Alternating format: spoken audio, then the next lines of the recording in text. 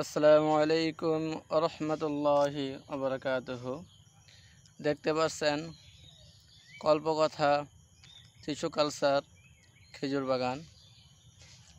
একটি খেজুর গাছে অনেক ভরপুর খেজুর দেখতে পাচ্ছেন, অনেক খেজুর, একটি খেজুরও নষ্ট হয় নাই। আমাদের এতে 3 দিন যাবৎ বৃষ্টি হলো। এই কাগজ দিয়ে আমরা রেখে দিয়েছিলাম। এই কাগজটা আমরা অর্ডার দিয়ে আনছি নজরুল ইসলাম বাদল ভাইয়ের থেকে, যে বর্তমান বাংলাদেশে খেজুরের রাজ্যে আছে। এন দেখে আনছি কাগজটা, অনেক সুন্দর কাগজটা, ভালো। আমার এই বাগানে 106টি গাছ আছে, সবগুলোই টিস্যু কালচার গাছ। দেখতে পাচ্ছেন এ কলম। যদি কেউ কলম নিতে ইচ্ছুক তাহলে কলম নিতে পারবেন আমার এখান থেকে। আরও কলম আছে। আমি এবার 470টা শাখার কলম করছি। এই যে একটি গাছ, এই গাছে 2টি পাতা চলে আসছে। একটি এই যে কলম দেখতে পাচ্ছেন, অনেক সুন্দর কলম, ভালো। যদি কেউ নিতে চান ফোন নাম্বার দেওয়া থাকবে, যোগাযোগ করবেন এই নাম্বারে। এই যে দেখতে পাচ্ছেন অনেক কলম। এগুলা গাছ, এই মা গাছটা টিস্যু কালচার গাছ, এগুলা কোনো বীজের গাছ না।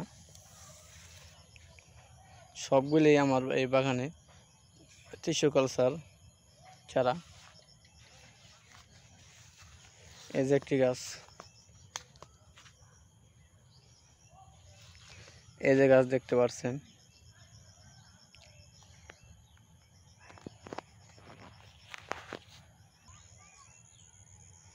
এই যে দেখতে পাচ্ছেন গাছ, প্রচুর পরিমাণ শাখার চারা এখানে আছে।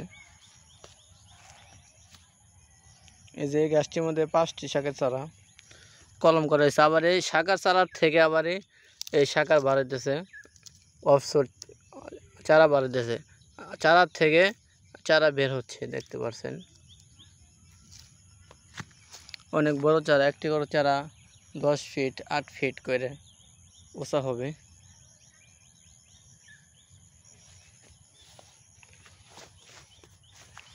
এই যে চারা,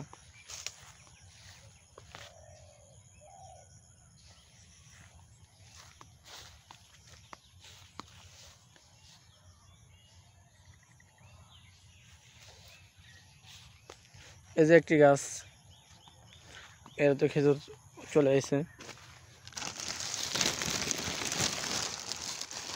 এই দেখতে পাচ্ছেন খেজুর।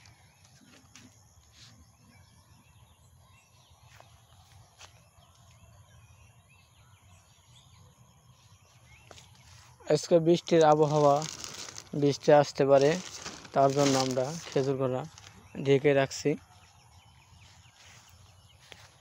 এটা একটা বিশাল একটা বাগান, সবগুলো গাছে টিস্যু কালচার গাছ, একটিও বীজের চারা নয়। সবগুলো শাখার বা অফসুট বা কলম চারা, সবগুলো শাখা টিস্যু কালচার গাছ। এই যে একটি গাছ।